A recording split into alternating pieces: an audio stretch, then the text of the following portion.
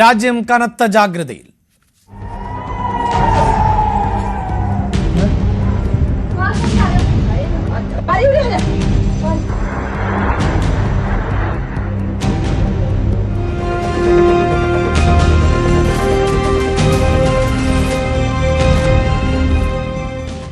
India Pak സംഘർഷത്തിന്റെ പശ്ചാത്തലത്തിൽ ചണ്ഡീഗഡിൽ അപായ സൈറൻ മുഴങ്ങി. ജനങ്ങൾ വീടിന് പുറത്തിറങ്ങരുത് എന്നാണ് നിർദ്ദേശം. ഇന്നും പാകിസ്ഥാൻ പ്രകോപനം തുടരുന്ന പശ്ചാത്തലത്തിൽ കൂടിയാണിത്.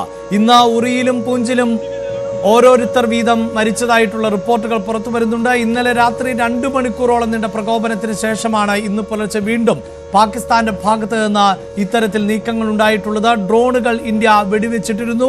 ഇന്നലെ ഇന്ത്യ നടത്തിയ പ്രത്യാക്രമണത്തിൽ പാകിസ്ഥാൻ വിറങ്ങലിച്ച സാഹചര്യം ആണുള്ളത്. പാകിസ്ഥാനിലും വളരെ പ്രധാനപ്പെട്ട നീക്കങ്ങളൊക്കെ നടക്കുന്നുണ്ട്. ഇപ്പോൾ പാക് മാധ്യമങ്ങളടക്കം റിപ്പോർട്ട് ചെയ്യുന്നത് അനുസരിച്ച് അമേരിക്ക ഉൾപ്പെടെ ഈ വിഷയത്തിൽ ഇടപെടണം, ഇന്ത്യയും പാകിസ്ഥാനും തമ്മിലുള്ള സംഘർഷം കുറയ്ക്കുന്നതിന് എന്ന് പാക് പ്രധാനമന്ത്രി തന്നെ ആവശ്യപ്പെടുന്നു എന്നുള്ളതാണ് പാകിസ്ഥാനിലെ മാധ്യമങ്ങളുടെ ഭാഗത്ത് നിന്ന് ഉള്ള റിപ്പോർട്ടുകളൊപ്പം ഇന്ത്യയുടെ അവകാശവാദങ്ങളെല്ലാം പാകിസ്ഥാൻ തള്ളിക്കളയുന്ന സാഹചര്യം ഉണ്ടാകുന്നു. ഇന്ത്യ വെടിവെച്ചിട്ടു എന്ന് പറയുന്ന JF-17 യുദ്ധവിമാനങ്ങൾ, F-16 യുദ്ധവിമാനങ്ങൾ, അതൊക്കെ തെറ്റായ പ്രചാരണം എന്ന വിവരം കൂടിയാണ് പാക് മാധ്യമങ്ങൾ റിപ്പോർട്ട് ചെയ്യുന്നത്. ഒപ്പം പാകിസ്ഥാന്റെ പ്രതിരോധ മന്ത്രി ഖ്വാജ ആസിഫ് വീണ്ടും ആണവ ഭീഷണി മുഴക്കുക തന്നെയാണ്.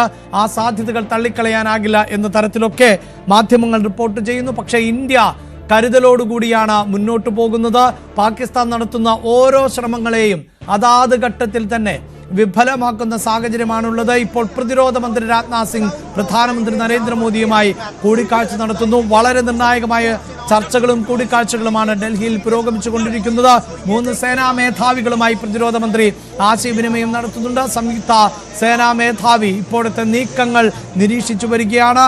ലഭിക്കുന്ന വിവരങ്ങൾ അനുസരിച്ച് കഴിഞ്ഞ രാത്രിയിൽ നടന്നത് 3 സേനാ വിഭാഗങ്ങളുടെയും സംയുക്ത ഓപ്പറേഷൻ ആയിരുന്നു എന്നുള്ളതാണ്. കരസേന, വ്യോമസേന, നാവികസേന, 3 സേനാ വിഭാഗങ്ങൾ പാകിസ്ഥാന്റെ ഭാഗത്ത് നിന്ന് പ്രകോപനമുണ്ടായാൽ തിരിച്ചടിക്കാൻ സജ്ജമാണ്.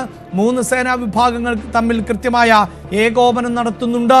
അങ്ങനെ പാകിസ്ഥാൻ മുതിർന്ന ഏത് മട്ടിലുമുള്ള തിരിച്ചടിയായിരിക്കും ഇനി ഇന്ത്യ നൽകുക എന്നതാണ് ഇപ്പോഴത്തെ സാഹചര്യം. സാധാരണ നിലയിൽ നമ്മൾ ആവർത്തിച്ച് പറയുന്നതാണ്, ഒരു രാജ്യത്തെയും ഇന്ത്യ ആദ്യം ആക്രമിക്കില്ല, ഒരു രാജ്യത്തിൻ്റെയും പരമാധികാരത്തിലേക്ക് കടന്നു കയറില്ല, രാജ്യത്തിൻ്റെ നിയന്ത്രണ രേഖകൾ ലംഘിക്കില്ല. പക്ഷേ പാകിസ്ഥാന്റെ ഭാഗത്ത് നിന്ന് ആക്രമണമുണ്ടായി.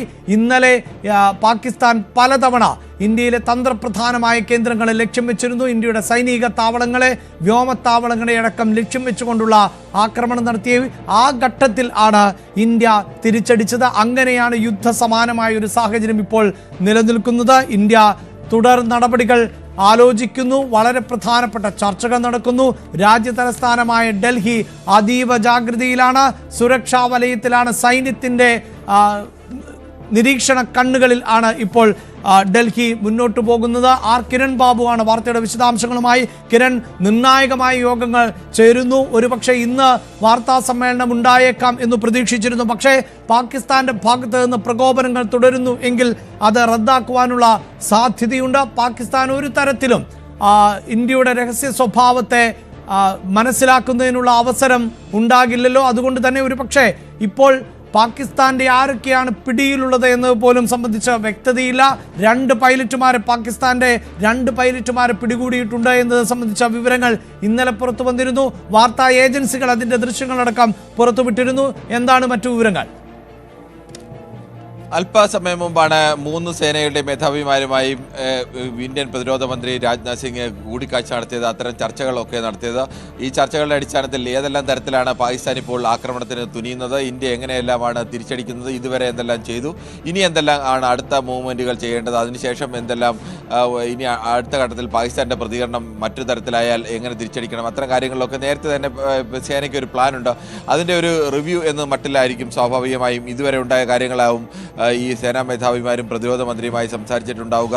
ഇന്ത്യയുടെ ഒരു വാർത്താ സമ്മേളനം നടത്തുന്ന ഒരു രീതി അനുസരിച്ചാണെങ്കിൽ ഇന്ത്യ ആദ്യം പ്രധാനപ്പെട്ട ആക്രമണം നടത്തിയ ശേഷം ഞങ്ങളാണ് ഈ സാധനം നടത്തിയത്, ഞങ്ങൾ എങ്ങനെയാണ് നടത്തിയത്, ഏത് ആയുധം ഉപയോഗിച്ചാണ് നടത്തിയത്, ഏത് സമയത്താണ് നടത്തിയത്, ഈ കാര്യം ലോകത്തോട് കൃത്യമായി തന്നെ വ്യക്തമാക്കും. അതിന് കഴിഞ്ഞ 2 വാർത്താ സമ്മേളനങ്ങൾ ശ്രദ്ധിച്ചാലും അറിയാം, 2 വാർത്താ സമ്മേളനങ്ങളിലും അങ്ങനെ തന്നെയായിരുന്നു ഉണ്ടായിരുന്നത്.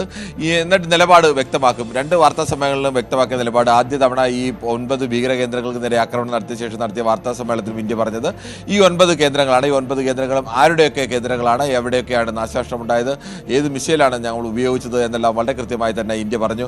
ഏതെങ്കിലും തരത്തിൽ അത്തരത്തിൽ ഞങ്ങൾ ഭീകര സംഘടനയാണ്, മറ്റാരും ഞങ്ങളൊന്നും അറിഞ്ഞില്ല എന്ന് മട്ടിൽ മാറി നിൽക്കുകയല്ല. ആക്രമണത്തിന്റെ ഉത്തരവാദിത്തം ഇന്ത്യയാണ് നടപ്പാക്കിയത്, എങ്ങനെ നടപ്പാക്കി, ഇതെല്ലാം കൃത്യമായി തന്നെ ലോകത്തിന് മുന്നിൽ വിളിച്ചു പറയുകയാണ്. ഇന്നലെയും അതുതന്നെയാണ് ചെയ്തത്. ഇന്ത്യക്ക് നേരെ പാകിസ്ഥാൻ തൊടുത്തുവിട്ട എല്ലാ മിസൈലുകളും പൂർണ്ണമായും തകർത്തുകൊണ്ട് അതിനുശേഷം വാർത്താ സമ്മേളനം നടത്തിയാണ് ലോകത്തെ അറിയിച്ചത്. അപ്പോഴും നിലപാട് ആവർത്തിച്ച് വ്യക്തമാക്കിയിരുന്നു. ഇന്ത്യക്ക്